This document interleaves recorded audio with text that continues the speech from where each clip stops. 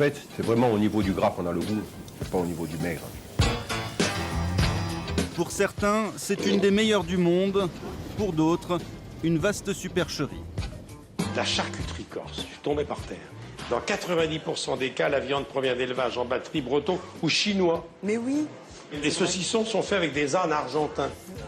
Nul en tout cas ne peut l'ignorer aujourd'hui, seul 1/10 de la charcuterie corse est produit à partir de porcs qui ont grandi sur l'île. Est-ce un problème? Sans doute, jugent quelques partisans de l'AOC, la première obtenue en France pour la charcuterie sèche. Eux élèvent ici des porcs de race corse et s'engagent à respecter une charte draconienne. Mais pour les salaisonniers, ce n'est pas tant la bête qui fait le goût de terroir que la façon d'accommoder la viande viendrait-elle du continent. Un charcutier est un cuisinier de la viande. Nous ne sommes pas des éleveurs fermiers qui travaillons de la fourche à la fourchette. Eux réclament une indication géographique protégée. D'autres, enfin, tablent sur le label rouge. Comment le consommateur se repérera-t-il dans ce dédale d'appellations? On lui promet à terme des étiquettes plus claires. Ce serait effectivement la moindre des choses.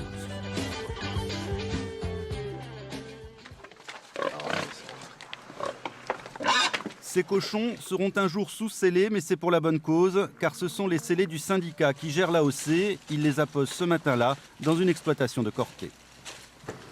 Donc le 12-13, ça correspond à la campagne d'abattage, donc 2012-2013. Ici, donc, on a le logo du syndicat qui garantit aux consommateurs que c'est bien les produits qui sont en appellation d'origine contrôlée. D'accord? Voilà. Donc ça se met autour du jarret, c'est inviolable, ça ne peut pas être remplacé par un autre. 11 ans de procédure, 32 voix pour sur 35 à l'INAO. C'est une victoire pour ces éleveurs corses qui acceptent en retour de nombreuses contraintes.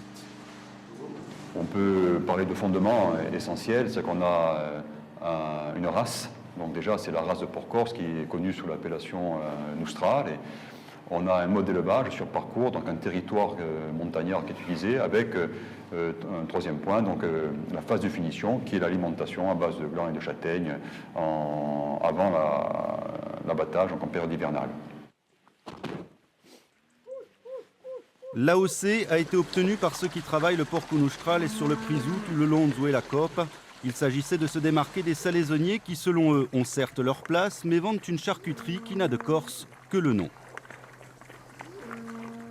Ce qui fait la différence, c'est le porc et le mode d'élevage. Hein. La façon de travailler, plus ou moins, bon, on travaille tous pareil, mais ce qui fait la différence, c'est le porc. Hein. Et ce qu'il a mangé, hein, c'est pas le reste. Hein.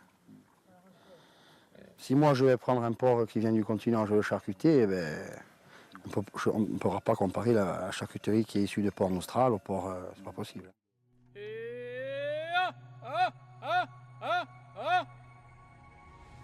Il faut savoir que les élevages intensifs sont bourrés d'antibiotiques de la naissance jusqu'à la mort.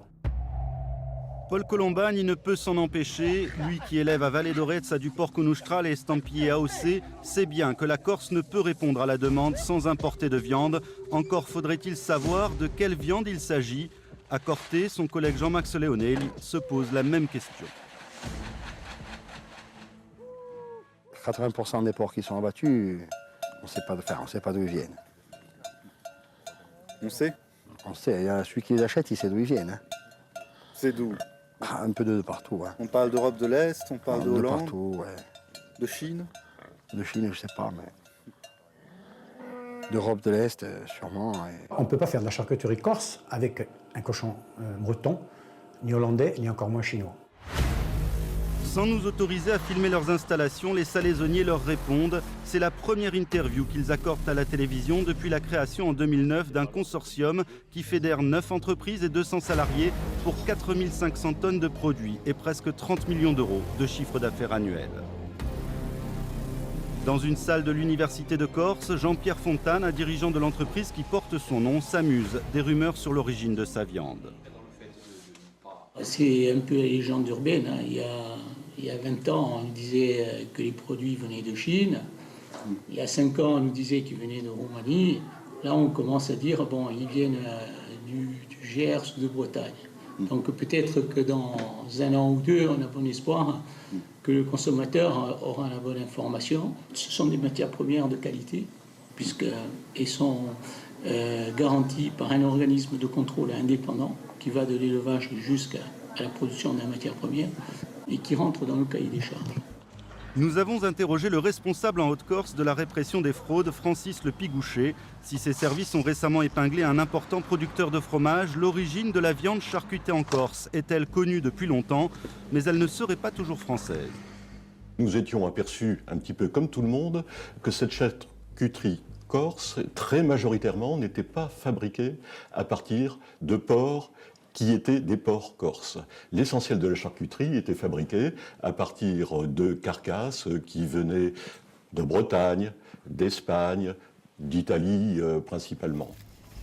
Paul Colombagne n'en démord pas, les salaisonniers, qui représentent 75% de la charcuterie corse vendue chaque année, proposent des produits faussement identitaires. Ce que je sais, c'est que des gens commandent de la viande qui est souvent surgelée, congelée. Donc ça, moi je pense que c'est pas bon pour faire de la charcuterie. Et puis après, ils la transforment en charcuterie corse. Bon. Sûrement, ils doivent y mettre beaucoup de produits pour ne pas qu'elle tourne. Sur la question de la viande congelée, voici la réponse de Toussaint Delair, porte-parole du consortium. La viande doit être fraîche, c'est-à-dire pas congelée, il faut que... Soit fraîche, soit justement en température négative. Vous utilisez le terme congelé, je vous laisse l'utiliser. Je préfère de loin le terme surgelé, puisque c'est plus la définition.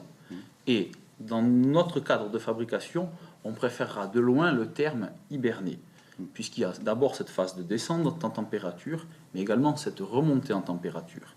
Mais il ne faut pas voir ça comme la congélation, je dirais, qu'on peut connaître dans une maison, c'est-à-dire un bout de viande qui va faire sa phase de descente en température dans le fraiseur d'un réfrigérateur et qui va voir sa remontée en température sur l'égouttoir d'un évier. Éleveur en AOC à Monte, Gilles Louba interpelle lui aussi les salaisonniers. Est-il seulement possible pour eux de demander une indication géographique protégée? Après tout, le canard à foie gras du Sud-Ouest bénéficie de l'IGP parce qu'il est élevé dans le Sud-Ouest et la fraise du Périgord parce qu'elle ne pousse pas ailleurs. Je sais qu'il y a une IGP sur la clémentine qui est tout à fait justifiable puisque le clémentinier pousse en Corse. Je dirais, l'arbre prend racine donc vraiment au niveau de la Corse. Il a une identité, il a un arbre qui pousse en plaine ici, n'aura pas le même fruit qu'un arbre qui pousse à Nice ou en Espagne.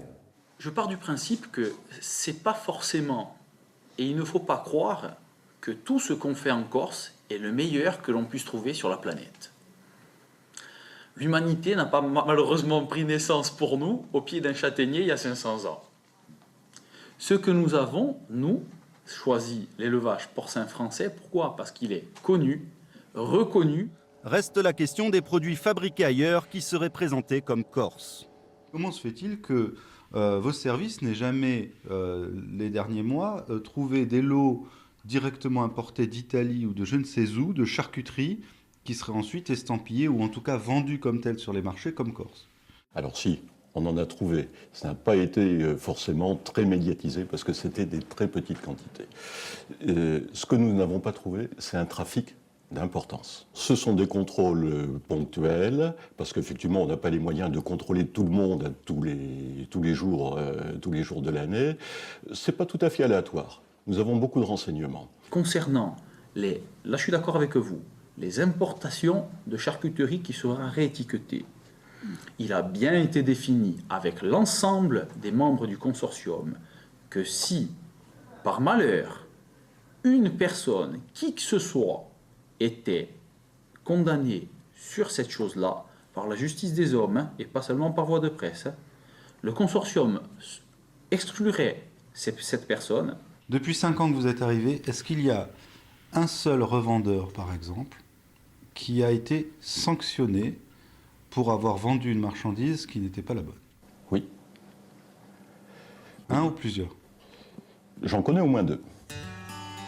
La charte de l'AOC est en tout cas plus contraignante que celle de l'IGP.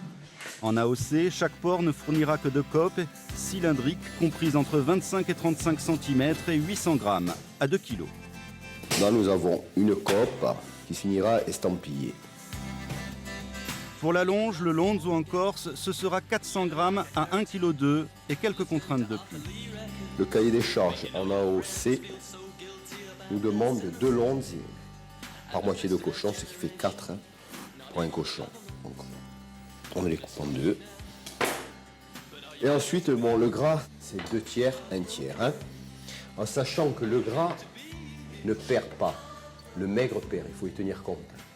S'ajoutent des questions d'altitude, de température et de pH. Cela n'inquiète pas trop les producteurs en AOC. Ils affirment en revanche devoir jeter beaucoup de jambon, notamment à cause des méthodes utilisées dans certains abattoirs corses.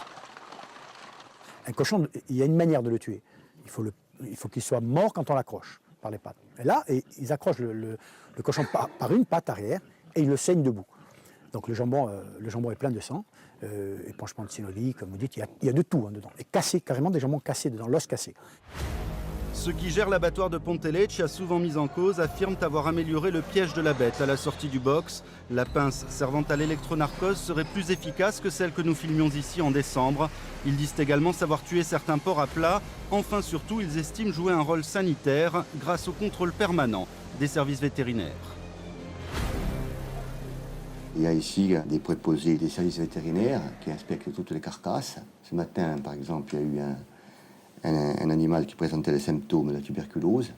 Donc il a été mis en saisie. Ensuite, il y a des analyses qui vont être faites. Si ce n'est pas la tuberculose, il sera remis en circulation. Si c'est la tuberculose, il sera jeté à l'équarrissage. Principale inquiétude pour les éleveurs en AOC, la charte actée par l'INAO leur impose un finissage des bêtes au gland ou à la châtaigne. Cette condition, décidée avant l'arrivée du Cynips en Corse, les place dans une situation très délicate. Une année où il y a beaucoup de châtaignes, où il y avait, parce que bon, je pense qu'on ne le reverra plus, hein, vu c'était 4 mois, on ne mettait pas la main à la poche hein, au niveau de l'alimentation. Là, bon, tous les jours, on est obligé de balancer nos 30% d'orge, ça c'est quotidien. Actuellement, si vous voulez, j'en avais prévu 80 en finition sous châtaigne. De 80, je me retrouve avec 35 voire 40 animaux, pas plus en finition qui seront destinés pour l'AOC. Tout le reste, on a été obligé de les parquer. À San Martino-di-Lota, au début du Cap Corse, Christian Benigni se félicite de ne pas être entré dans cette démarche de l'AOC. Lui élève ici des porcs croisés avec des durocs américains qui lui assurent un meilleur rendement carcasse. Et si sa charcuterie est goûteuse, son fils peut-être pourra un jour reprendre le flambeau. Le travail d'éleveur porcin, c'est un travail quand même qui est très très dur. Je veux dire, il faut aujourd'hui, nous ici en Corse, on est obligé de se procurer nous-mêmes notre propre matière première. On travaille sur des porcs de 18 mois. Pendant qu'on est en transformation à l'atelier, il faut quitter la blouse blanche, mettre la salopette, monter sur le terrain. C'est un travail qui est très très très très pénible. Et donc la pénibilité, je veux dire, il faut que quelque part elle rapporte quelque chose. Je veux dire, moi je veux nourrir ma famille, je veux que ma famille vive décemment. Et moi aussi, je veux travailler pour quelque chose qui me rapporte de l'argent. Christian Benigni est un peu amer. Lui qui, pour rentabiliser sa production, a ouvert une boutique à Bonifacio, n'aurait plus le droit d'utiliser certains mots. J'ai été contrôlé justement pour l'utilisation du mot prisotto. Voilà. Donc dans mon magasin, en aucun cas, il y a marqué AOC, charcuterie AOC. J'ai simplement utilisé un nom qui fait partie de notre langue, prisotto. Et donc on m'a dit que ce mot-là ne pouvait pas être utilisé, voilà, justement parce qu'il y avait, en dehors de l'AOC. Voilà. Et qu'est-ce que vous faites depuis? Je continue à marquer prisotto. D'autres, comme son ami Jean-Félix Giorgia Frasetto, élèvent aussi des porcs croisés, Noustral et Duroc, Cintu, Pindinatu. Lui essaye d'obtenir depuis des années un label rouge sur ses porcs fermiers. La REP, son association, a mis plusieurs dizaines de milliers d'euros sur la table, sans aucune subvention, pour définir avec des cabinets compétents une charte acceptable par l'INAO. Mais il attend toujours son label. Nous, ce qu'on a pensé, c'est effectivement l'hiver, comme il n'y a pas beaucoup de monde, c'est de transformer, continuer à faire notre produit traditionnel, transformer en charcuterie. Ensuite, dès les beaux jours et le printemps, il y a de la demande, puisqu'on regarde le train passer avec les touristes qui arrivent sur la Corse, et qu'on sait que la viande de porc est très consommée, notamment sur des produits comme les rôtis, les travers, les grillades, les barbecues, etc. Tout le monde en fait. Il y a une demande sur un porc labellisé. Le cahier des charges, c'est nous qui le mettons en avant ce qu'on veut faire. Notamment l'âge d'abattage, c'est 12 mois minimum. Il n'y a pas de race. Il y a un cahier des charges strict sur l'alimentation parce que dans le label rouge, il y a une notion de saveur. À Ajaccio, Jacques-François Milesi, lui, a obtenu le label rouge. La Telle aux Gours, sous 1200 mètres carrés flambant neuf et d'une propreté impeccable, est adossée à l'entreprise familiale. La gamme de produits confectionnés ici et nouée à la main, insiste-t-on, est impressionnante. On fabrique essentiellement saucissons, donc sous deux formes, petits saucissons, saucissons pour le rayon coupe en rosette. On fabrique des coppes, alors aussi bien en petites qu'en grandes, des lonzes également. Alors on a deux types de lonzes. On a un lonze sans le gras pour les gens qui ne veulent plus de gras et un lonze avec 2 doigts de gras qui est un port label rouge pour les gens qui sont encore adeptes d'une tranche de gras. Du figaté, de la saucisse paysanne, du figaté fin, toute une gamme de pancettes, plates, roulées. La charcuterie de la Telle aux Gours est label rouge notamment parce qu'elle utilise une viande labellisée. C'est une viande d'approvisionnement essentiellement du sud-ouest. Les meilleurs abattoirs du sud-ouest sont pour le label rouge. Donc on achète à J+0 et on fabrique avec J+4. C'est le cahier des charges label rouge. Donc 100% de notre matière première est fraîche. Il n'y a pas de viande congelée. Notre gamme, on a une autre gamme de fabrication, c'est à base de viande de porc français VPF. Là aussi, 100% viande fraîche, 100% import français, mais qui peut venir par exemple de Marseille ou de Bretagne. Manger corse, je ne suis pas 100% sûr que ce soit le critère essentiel pour la charcuterie corse. Pour moi, c'est que ça soit 100% fabriqué en Corse. Ça, c'est le critère indéboulonnable. Après, que la viande de porc ne vienne pas que des cochons corses, pour moi, ce n'est pas essentiel. Question hygiène, en tout cas, cet autre label a lui aussi ses contraintes. Une fois qu'on a obtenu le label rouge, on est d'abord audité 3 fois par an par Certipac pour contrôler la conformité du cahier des charges dans sa globalité du label rouge. Maintenant, au niveau des matières premières, on fait des analyses tous les mois sur les produits utilisés en matières premières en critères bactériologiques, donc listeria, salmonelle, tous les trucs vraiment essentiels. Au final, à part un cas de listeria à Pietralbe résolu depuis et des consommateurs hospitalisés à Marseille pour une hépatite après avoir mangé des figatelles crues, la charcuterie corse ne mérite pas la réputation sulfureuse que certains médias alimentent. Les relations entre les différents acteurs de la filière, en revanche, sont loin d'être apaisées et ceux qui, très minoritaires, élèvent ici des porcs en liberté pour offrir un produit réellement identitaire se demandent souvent si leur choix sera payant.